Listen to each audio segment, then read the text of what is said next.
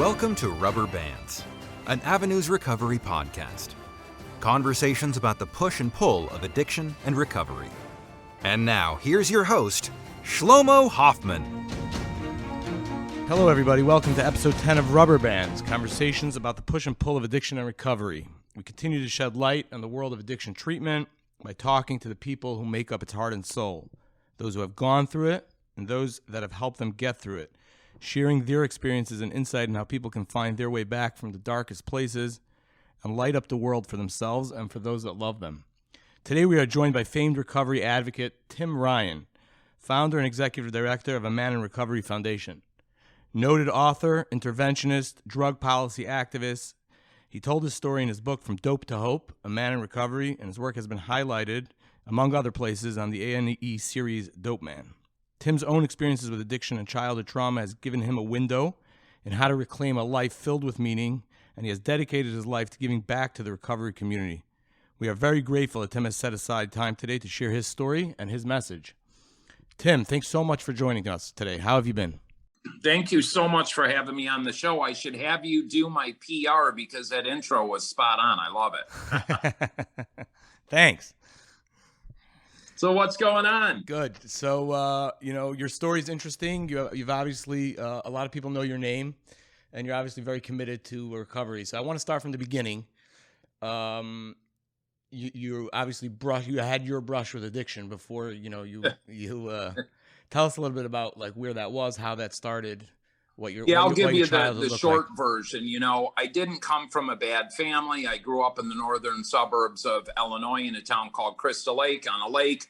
My parents couldn't have kids. They adopted 4 kids. So my older brother's 2 years older than me. Then I'm 53 and I've got a little brother and sister that are 3/4 Chippewa Indian Native American.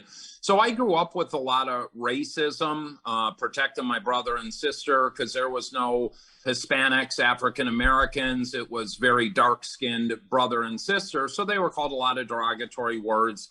I was a kid that struggled with learning disabilities, school. I think my grade point average in high school was a 1.4. I took the ACT 5 times. I received an 11 each time.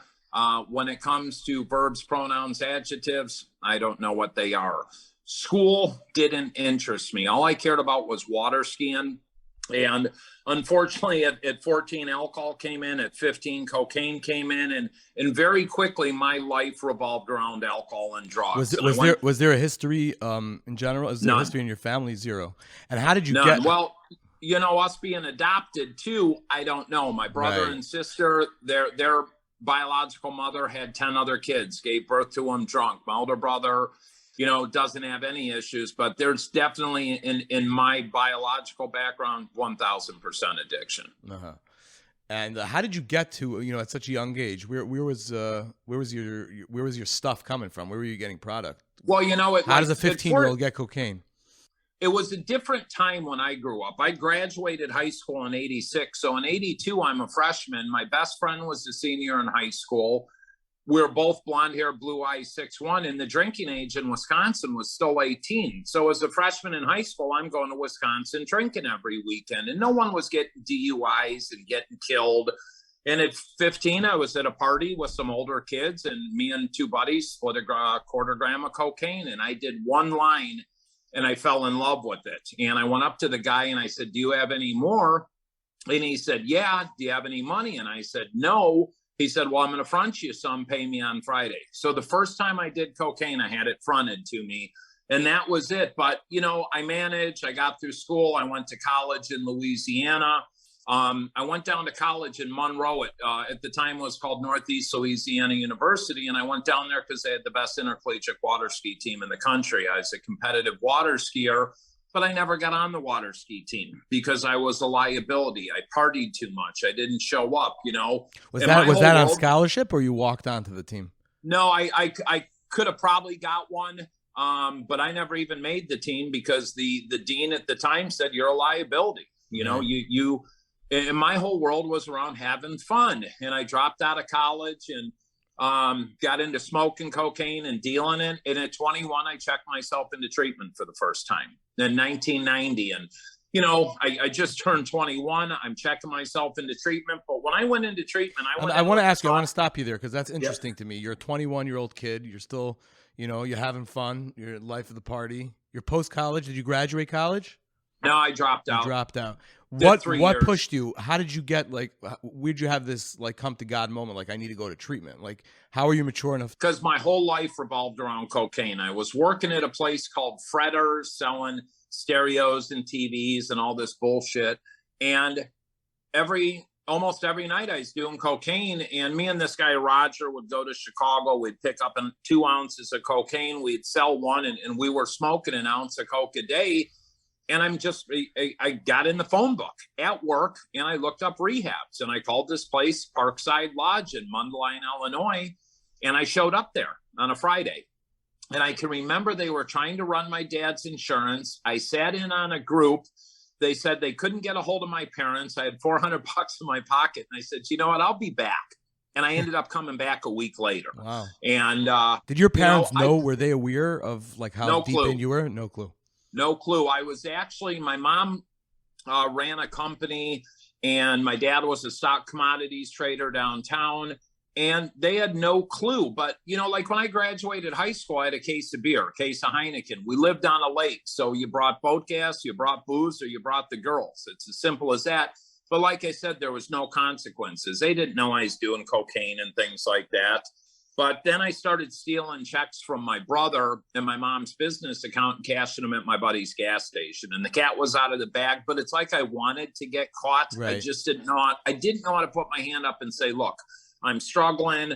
This happened because I was fearful of my parents' reaction. I didn't want to hurt them, whatever. And I told him, and my brother drove me, and I bought him a case of beer and drank a 6-pack on the way to rehab. And I went there. But when I went to rehab, I went with the thought pattern, I just want to quit doing drugs, and I want to figure out how to drink like a normal person. That was my thought pattern. Sort of like the California sobriety type of Yeah, but, I didn't know, and I liked treatment. And I can remember a couple days before getting out, a guy came in and did H&I and spoke, and he looked at us, and there was 38 of us, and he said, one of you will be sober in a year, and a third of you will be dead. And I put up my hand. I said, excuse me, what did you say? He said, listen to me, kid. One of you will be sober in a year, and a third of you will be dead. I said, what do I do? He said, don't drink, get a sponsor, work steps, and go to meetings. And that's what I did. And I started a water ski school and an asphalt seal coating business. But I was the guy that could do step 1 and 12.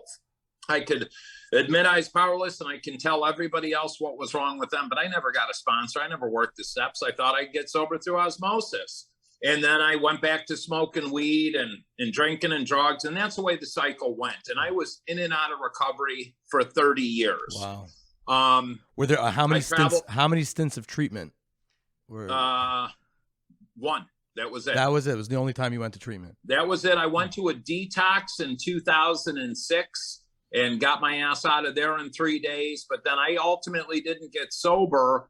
I used November 1st, 2012 as my sobriety date because I was ultimately sentenced to prison. And what'd you go to prison for? My third DUI aggravated. I overdosed on heroin while driving. I hit 2 cars, almost killed 4 people.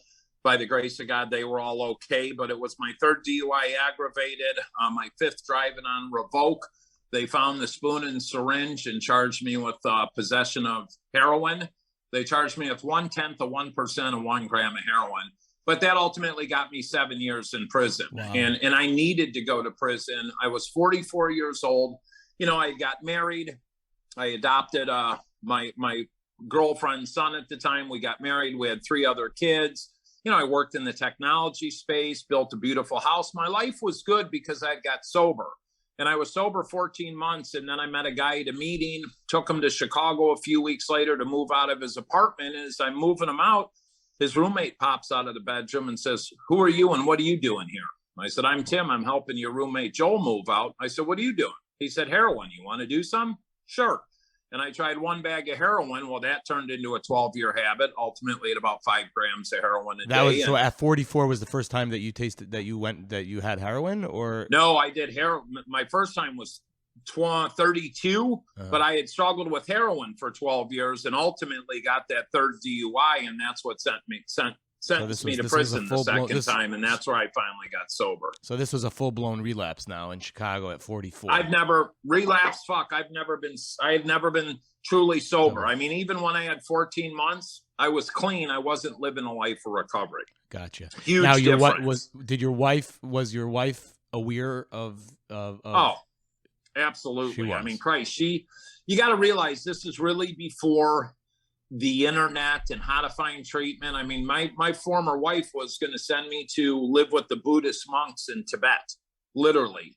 They had some throw up technique to get you off opiates. And, you know, I turned her into my enabler to co-sign all my bullshit. But, you know, when I went to prison, she finally divorced me, right. Which I don't blame her for and needed to happen. But I needed to be sat down. I could have went to treatment again. I was in and out of the rooms of recovery for 30 years. Hell, I'd go to meetings and shoot heroin in the bathroom and go chair a 12-step meeting. Wow. That's how screwed up and delusional I was, because I was clean from alcohol, but I was doing heroin. Right. I mean, it's so poignant. But when I walked to Cook County Jail to go to court after 21 times fighting my case for almost a year and a half, when that judge sentenced me to 7 years in prison, you know, I'm 6'1", 197 pounds right now. I've been as heavy as 250. When I walked into prison, I weighed 158 pounds. I was skin and bone. I was walking death. I kicked in a prison cell, defecated and vomited myself for 2 weeks straight. And that's where I kind of looked up and said, God, higher power, Allah, Buddha, Fred, whatever's out there, please take away this obsession and compulsion to use. And I swear I will turn my will and life over to you. And please let me get into Sheridan Prison. And the next day I was transferred to Sheridan Prison. And in Illinois, there's 28 prisons. 2 had therapeutic drug treatment programs, and I got into one. And it was run by a program called West Care. Big Perk, my former Chicago gang chief, Selly, and Sheridan Prison in the Big Book of Alcoholics Anonymous saved my life. You know, I needed to be sat down. I needed to lose everything. My wife divorced me, lost our home in foreclosure. But I did 13 and a half months, and it gave me 13 and a half months to work on myself. I read probably 300 books on business, spirituality, cosmic healing, karmic energy, the Bible, Napoleon Hill, Think Rich, Go Rich, Tony Robbins. I wanted to better myself. And I wrote a business plan for the nonprofit, A Man in Recovery Foundation. We ran for over 6 years. We donated about $1.5 million away. We paid for people to get into sober living and long-term faith-based or 12-step-based programs. But the prison aspect was the first time I went through the 12 steps. I wasn't there to do push-ups for noodles and get swole. I was there to change. So what were you saying? What are you saying about your celly, your gang? So it's kind of a crazy. Can I swear on here? Yeah, go ahead. So Sheridan Prison, you do 30 days in a seg building. Then they send you to the orientation hall where you do another 30 days. And then you get sent. You could stay in one of the halls, but I got into one of the little buildings in back. And I walk into my cell, and there's this big black guy, 400 pounds, all muscle, sitting on the bunk, reading an AA big book. So I kind of walk in the cell, and he looks up at me like I bothered him. And I said, hey, what's up? And he said, hey, Whitey, you into recovery? I said, yeah, why? He said, because if you're not, brother, this is all we do in this fucking cell, so you better be prepared to recover or go ask for a cell change. I'm like, I'm into recovery. He said, good, I'm Big Perk. Nice to meet you. I said, hey, Big Perk, I'm Tim. He said, Tim, I think I'm going to call you Powder. I said, you can call me whatever the hell you want. Big Perk was a Chicago gang chief with one of the most ruthless gangs for 25 years on the west side of Chicago. He had been to prison 10 times. That man helped save my life. Wow. We went through the steps, from AA to NA to reading the Bible and no TV. And all we did was group 3 hours a day, 5 days a week. We walked the yard. We had a meeting. We sat in the day room at night. We had a meeting. And that gave me the foundation to change. And I walked out of prison 13 and a half months later for the first time in my life, 13 and a half months clean and sober. My former wife picked me up. Her and my mom had found a little townhouse. All our furniture was moved in because my former wife and 4 kids were living with her mother-in-law. And I went back into the technology space for about 3 months. Didn't want to do it. Do you still have a relationship with Big Perk? Oh, God, he's my best friend in the world. Where's he now? He's completely. He's in Tennessee. He's rehabbed. In Tennessee. He's doing great, sober, living life. Unbelievable. Over 10 years sober. Yeah. It's amazing. And, you know, the crazy thing is working in the healthcare industry and this treatment industry and everything, some of the most kindest and caring, compassionate people I ever met, real and authentic, were in prison, bar none. The real deal. And 4 of those people I still talk to on a weekly basis. Why do you think that? Why do you think that is off the top of your head? What is it about that? Because it's real. There's no candy coating. There's no social media. It's real. See, the prison I was in, it was a therapeutic community, but it was structured. And there was 28 people on our pod, and I was a minority. I mean, there was me and another white guy, a couple of Hispanics, everybody else African American. So we were the minorities. But if you had an issue, they put you in the integrity chair, and you could call me out on whatever, Tim, you need to structure up, you're screwing off, whatever. And every other member gets to light me up, and I don't get to say anything for 24 hours. So the next day you come back to group, then I can address everyone. And 9 out of 10 times you're like, hey, thanks for pulling me up. I appreciate the input. But it was real talk. And I think today, too many people are babying people lost in addiction. And that's why we're burying so many people. I think this stuff needs to be more real talk, real solutions, and let's quit babying people, because we're just going to keep burying them. Right. Well, there is a point. I just want to make a point. This is an interesting discussion to me. You were a little bit older at that time. You know, you were in your 40s, so you did have life experience. You were mature enough to sort of deal with that. Do you think that this kind of thing could work? You know, we're dealing with a lot of youth. We're dealing with 20-year-olds. We're dealing with 18-year-olds. Are they ready for this kind of, you know, back and forth for real talk, or there has to be absolutely. You know, that's a great question. Really a good question. And if you look at society today, most of the kids are friggin' lazy, and they want to be a multimillionaire overnight. They think they're going to be an Instagram famous.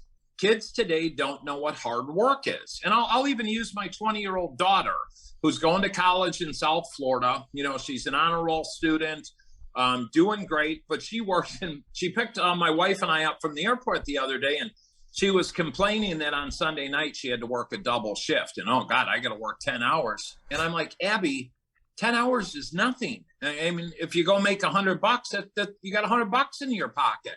But my point is, these kids today need structure. They need accountability. They need discipline. They need connection and purpose. So yes, to answer your question, a lot of younger people can get sober, but they've got to change every aspect of their life and get away from, if my son died August 1st of 2014 on my 21-month sobriety date from an accidental drug overdose. Wow. So he was also dealing with addiction. Oh, yeah. Been to treatment 6 times and all this, and had relapsed and used again and died.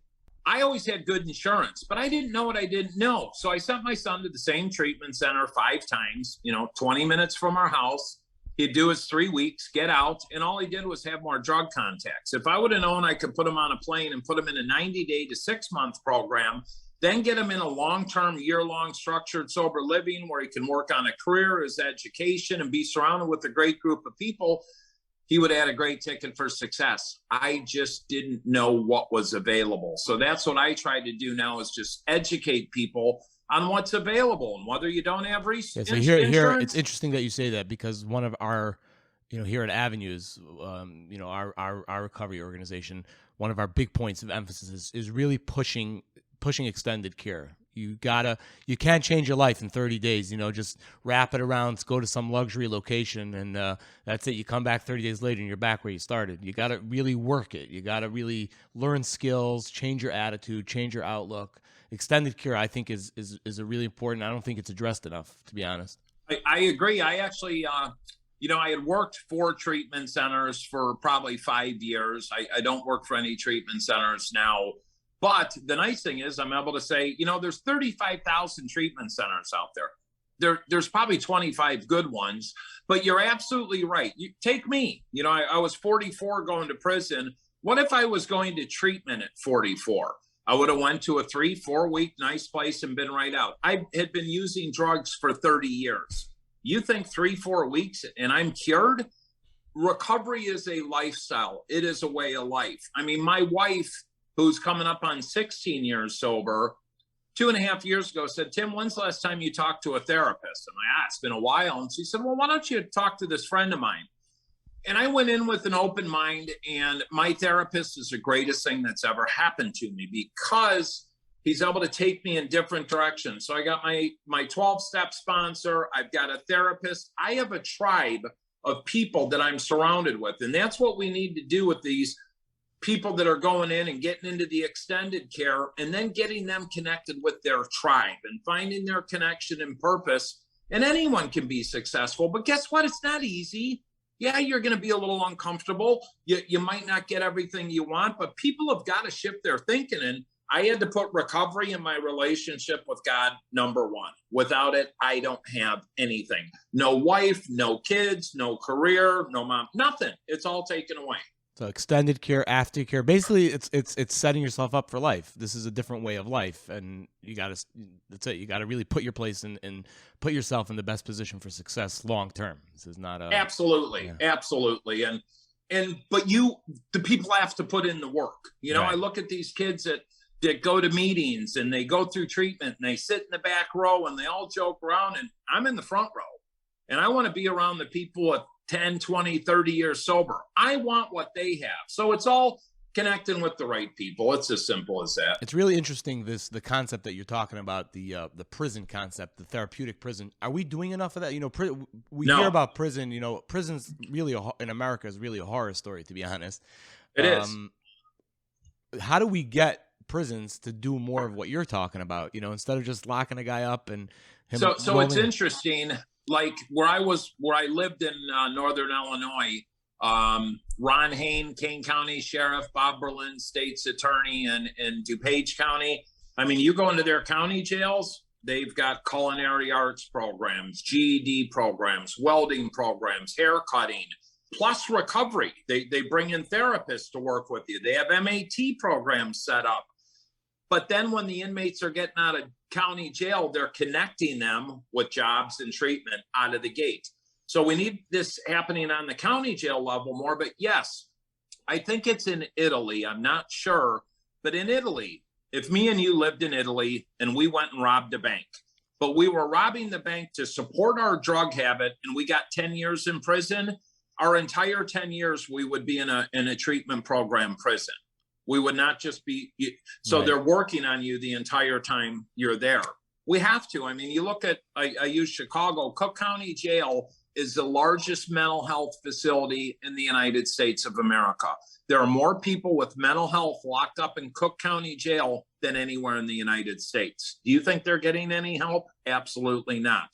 But here's what I had a family reach out to me 3 years ago in Indiana. Some guy reaches out and he says, hey, my buddy's going to court, domestic battery, whatever, DUI and this, and I need you to come speak on his behalf. And I said, what? And he said, well, I do speak as a expert witness, you know, here's my fee, blah. And he said, what do you mean? You're not going to do this for free? I said, so you want me to hop on a plane, go to Indiana, go testify in court on someone I don't know, I've never spoke to because they did drugs, but they got assault and battery and this and that. I said, no, I don't do that. Well, what do you mean? I said, your buddy has been in, he probably needs to be sat down. And then from there, we can get him into something. But people always want the easier, softer way.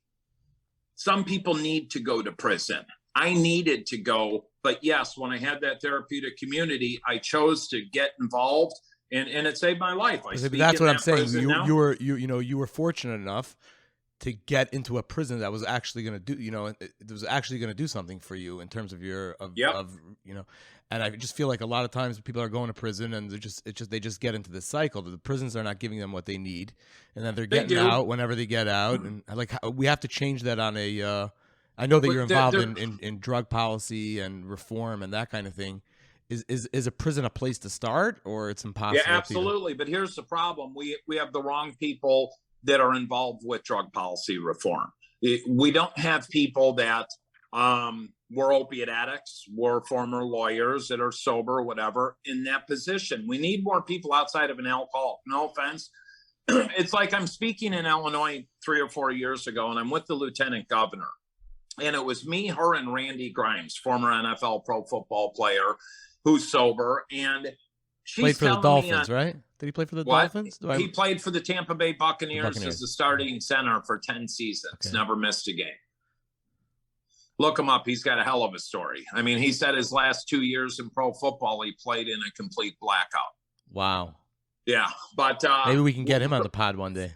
Absolutely, absolutely. But the lieutenant governor says, you know, we're cutting edge on opiates, and we got all this money, and we have a statewide coalition, and we're opening methadone clinics in the rural communities, and we're getting Narcan everywhere. And I got up to speak, and I said, Lieutenant Governor, I said, I don't mean to be rude, but everything you're talking about, you're completely wrong about.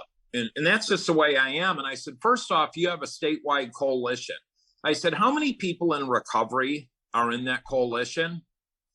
And none were. And I said, that's your first problem. I said, you have a bunch of politicians trying to talk about the opiate epidemic and addiction. You have no one in addiction there. I said, now you're going to get Narcan everywhere. I said, Narcan is everywhere. You can walk into any pharmacy and get it.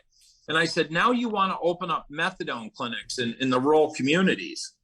I said, what are you going to do when Johnny gets up to 100 milligrams of methadone and wants to get off? She said, well, we'll put him in detox. I said, failure number 3. I said, nowhere in the state of Illinois will they detox you off of methadone unless you're at 25 milligrams or less, and there's only 2 places with a 90-day waiting list. I said, that's your solution? I said, it's an utter failure. She goes, well, what do you suggest? I said, you get people like me on your coalition, but we build a couple detoxes, one in Northern Illinois, Central Illinois, Southern Illinois, and we build full-blown year-long peer-driven programs where we can get people sober, connect them with jobs and this. The problem is we have the wrong people in the wrong places making the wrong decisions, and we're constantly chasing. Yes, if people are coming out of prison and had transitional living and jobs and this, but you got to understand a lot of people don't want to change that are in prison. I can remember being in Cook County Jail and the guys joking around about, you know, when I get out in 30 days, I'm going to have an extra $400 on my link card and I can go buy crack. And, you know, some people won't get sober and that's okay. But if we offered more within prisons, yes. But if you want to stop all that, you start with prevention. It starts with education and prevention in the schools. And I'm talking 6th, 7th, 8th grade and up. And you don't go in once a year for Red Ribbon Week. Every quarter, you're having people come in and educating. These kids today are experiencing so much divorce, abandonment, addiction at home, trauma, bullying through social media. These kids are lost today. And if we don't start addressing them, this is just going to get much worse, which it's doing right now. Incredible. You yourself had experiences besides your addiction. You had experiences with childhood trauma. Is that correct? Yep. I didn't realize. I went in 5-6 years ago. I saw Dr. Gabor Mate speak in an event, and he's all about trauma. And he says his attitude is, you know, this has nothing to do with diseases and choices. It all has to do with trauma, either emotional, mental, spiritual, physical, or sexual. And when he was speaking, I said, I don't have any trauma in my life. And then he says, how many people in the audience are adopted? About 20 of us put up our hands. He said, do you realize you're 48,000 times more susceptible to become an alcoholic or drug addict due to the abandonment issues? And I was actually talking with my therapist about it. And I said, I knew I was adopted, blah, blah, blah. But he said, yes, Tim, you were also abandoned after being grown in a womb for 9 months. I'm like, wow, I never looked at it that way. So I had an older brother that was a narcissist. He beat me up every day for probably 6-7 years. I had the learning disabilities, and then I was molested by a babysitter when I was 10 years old. And alcohol and drugs became my coping mechanism to bury all that trauma. You didn't even, without even knowing that that's what you were doing. Right. I didn't know it was trauma. My mom, and I talk to my mom every day. I love my mom and dad more than anything in the world. My mom did not know I was sexually molested until she read my Wikipedia page. Wow. And she's just crying and going, why didn't you tell me? And how did this happen? I said, it's when you and Dad went to Europe and I was staying at my buddy Jeff's and the babysitter. And I'm like, Mom, I didn't know I was supposed to tell you. You know, I didn't know, you know. but it is what it is. And the one thing on that, my wife, Jennifer, says that everybody's a trauma survivor in some way, shape, or form. Everyone's experienced trauma, but quit living through it and quit letting it define you. Own it, accept it, and move forward. But it is your responsibility to get the help for your trauma. And it's up to you. So if you want to get the help, you can have a phenomenal life. But if you choose, there's a lot of people, take the family that loses a loved one to an overdose. A lot of families live through the day their child or family, husband, wife died. They live through that day and they'll never get out of that grief. I celebrate my son's life. I celebrate the 20 years Nick was on this planet. I don't live through the day he died, and unfortunately, a lot of people get caught up in that. And then they want to blame everyone. They want to blame the drugs. They want to blame the treatment center. They want to blame the sponsor. I mean, I had a family want me to speak in an event, and they said, you can't talk about the 12 steps. And I said, why? And they said, well, they killed my son. I said, how did the 12 steps kill your son? And they said, well, it didn't work. I said, did your son ever get a sponsor? Did he work the steps?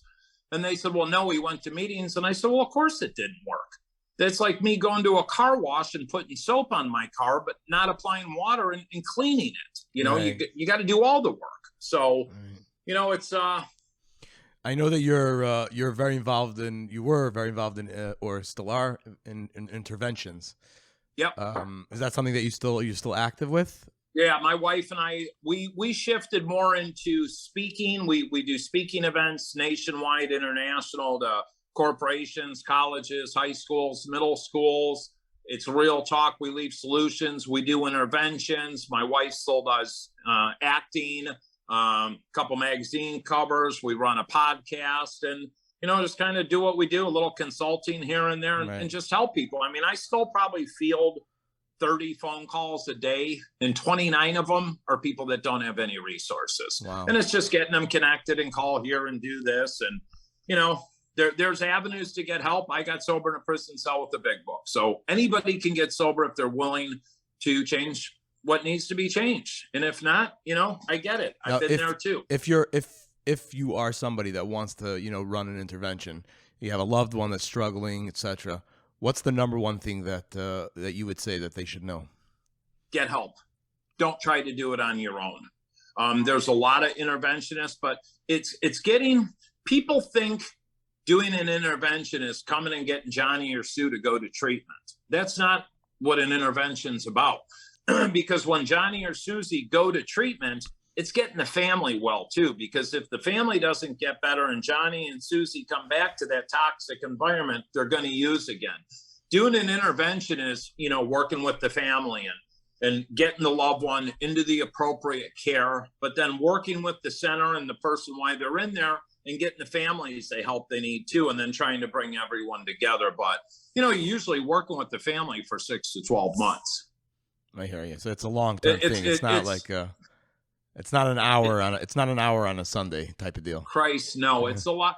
It's a lot of work, and it's taxing, and it's grueling. And I've had them take 20 minutes. I've had them take 18 hours, and we've had a few people not go. It happens, but yeah, it's a lot more detailed. But it's rewarding when that person says, hey, I'm 90 days sober, I'm a year sober, I've got my family back. And that's what it's all about.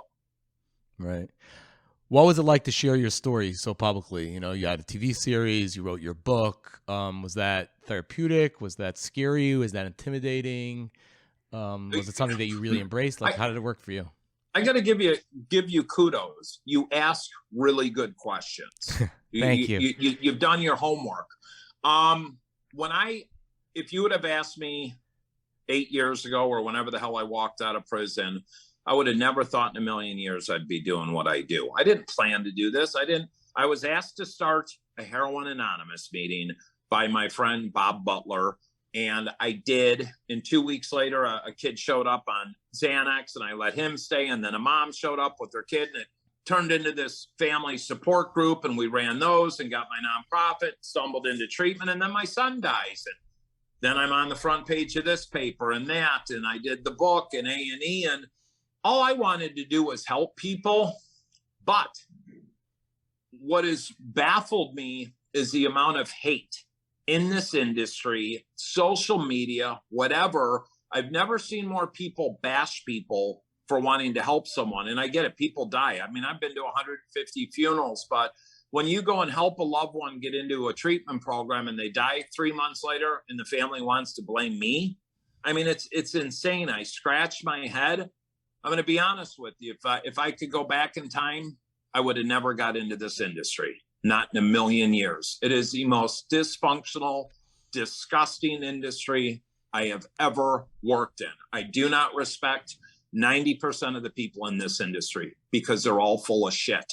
What I would like to see is people actually come together, and I'm all about people making money. It's great to make money, and people should be able to do that, but there's also a threshold, because I look at some of these bigger treatment centers that have got multiple locations, and why aren't you scholarshiping a minimum 15% of your clients? Or what are you doing to give back? And I don't care if people make 10, 20, 100 million a year, but give back too. And that's what I tried to do. I ran a nonprofit. I never took a salary. We never had any employees. But then I would have people saying, oh, well, you worked for a center, so you're paying for people to go to your center through your nonprofit. And it's all BS.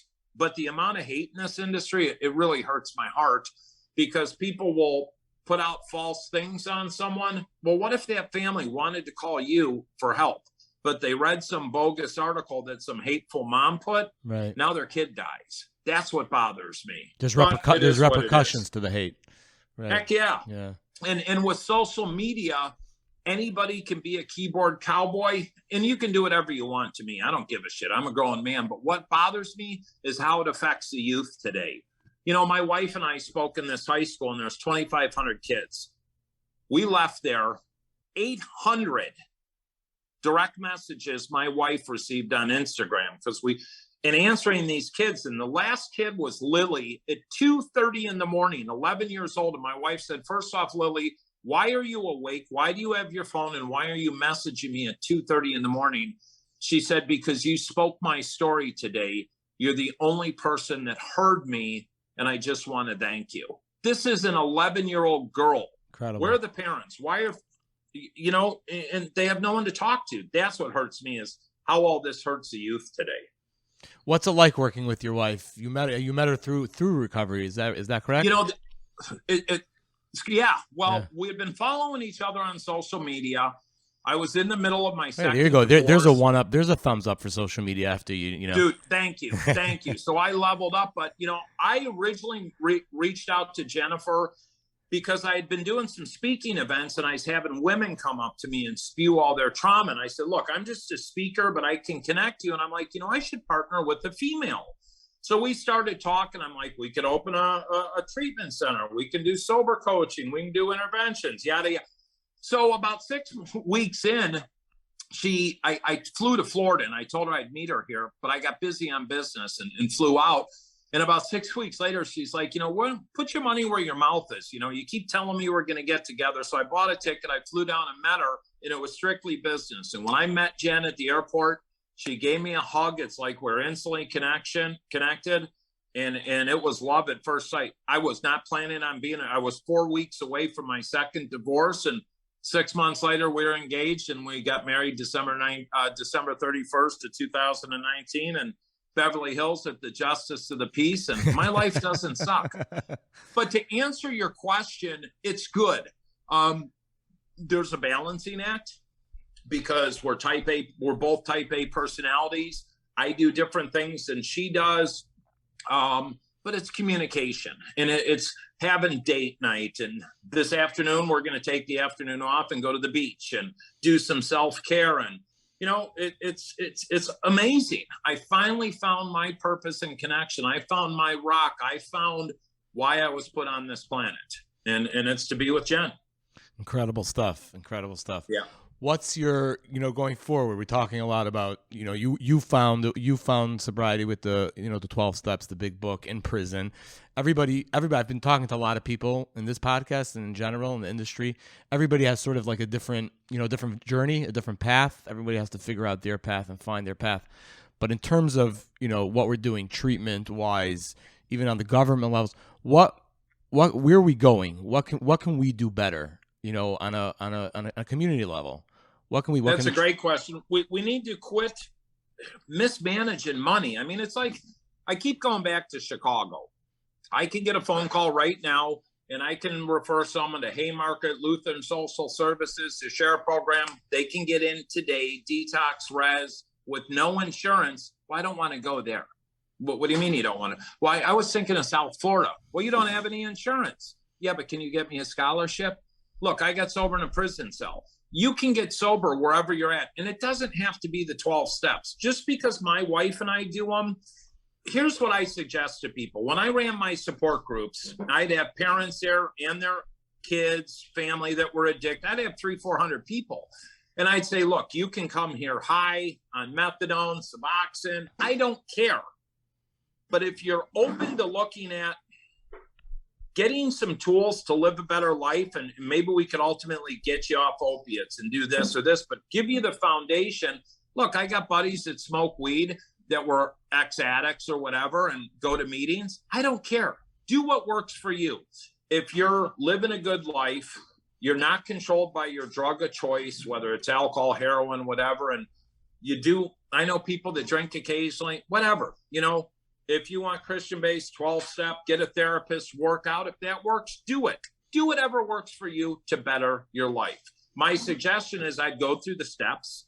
I'd sponsor a few people. And if you choose not to, you got some good tools. And I'm constantly adding a little bit of more. I'll take some of this. I'll take some of that and do what works for you. Great stuff. So what's next in the hopper for you? I don't know. We've got Jen and I have always got our hands in a few different things. I think I'm going to be pushing to do a boutique health and wellness center that my wife and I will run it small. We still speak. We love speaking. We love getting in front of the kids in the colleges and the corporations. A lot of in law enforcement conferences. We did a conference a couple of years ago to 1,200 judges. Interesting. And when you're able to educate the judges, we just spoke in April to 4,500 doctors. And we're having to educate the doctors in the state of Ohio because they have 28,000 people on workman's comp that are all addicted to opiates and they don't know what to do with them. Unfortunately, doctors, through all their medical training, take 1 hour of substance abuse training. That's it. That's the whole thing. So we really need better education. I mean, we did that. You were talking about people that are dealing constantly. I mean, that's probably one of the number one, conditions they're dealing with and the people that they interact with. That's incredible that it's only Absolutely. 1 hour. So, we're just going to keep doing what we're doing. We live between Florida and Los Angeles, and, we're doing interventions and speaking and some consulting, and our podcast, I mean, it is going really well. We just had Lisa Ling and Jay Moore and Tom Sizemore, and we're having fun. We want the second half of our life to enjoy and to be happy. And it's not about making a ton of money. And I got a roof over my head, clothes on the back, food on the table, my beautiful wife, I'm good to go. And you got you got the beach real close. So that's good too. We will be, it's a 3-block walk. Because here in Jersey, it doesn't look that nice. Yeah, I love Jersey, but I love to visit and get out. Yeah. Well, next time you come to Jersey, we'd love to have you stop by our offices and meet you personally. To. It would be yeah. Okay. Tim, any final message? Anything what? For anyone that's listening out here, just believe in yourself. Believe that we believe. I stole that one from my wife, and she's going to scold me for it. Quit trying. I'm going to steal this one from my wife, too. Quit trying to make everything look shiny and pretty on the outside when you really need to work on the void on the inside. Put your hand up, ask for help. It's a we program. We do this together. And I thank you for giving me the opportunity to come carry a little bit of message of hope. And I thank you for helping all the people you help on a daily basis. Thank you, Tim. It's been an honor talking with you. Everybody, this has been another episode of Rubber Bands, Conversations about the Push and Pull of Addiction. Tim Ryan has been gracious enough to share with us his experiences. Thanks a million, Tim. Everybody, listen, rate, subscribe, or whatever else is that you do with podcasts to make them popular. Thank you, everybody, for listening. This has been another episode of Rubber Bands.